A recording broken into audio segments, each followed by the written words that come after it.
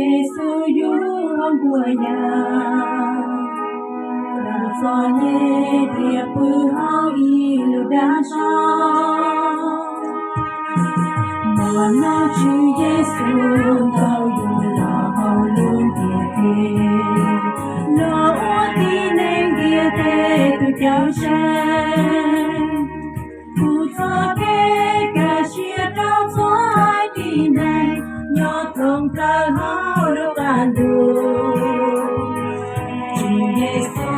và chỉ lấy cứu là nàng nhớ đi ta yêu chỉ Giêsu tu chưa nhớ đi hùng công của ba chữ lúc con mẹ suốt tu ba chữ lúc xin máu trong nhau ba xin luôn ba chữ luôn đi này hậu kia để cầu đi Chúa Giêsu kia mà yêu trong địa thế我早给到底能够做好主，度我承诺的所写。主耶稣要好的到那别地。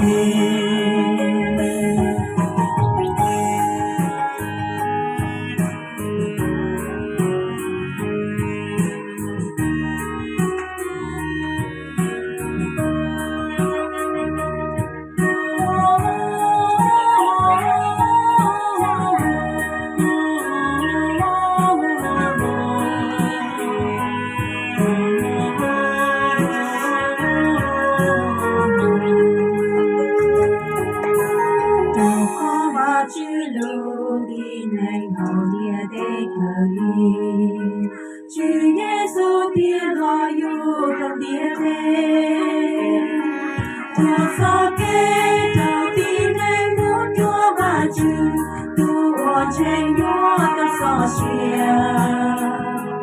Chúa Giêsu do có cả đau nên địa thế, địa lý tay Chúa Giêsu tu chưa, địa lý hùng công. Chữ lúc con mẹ,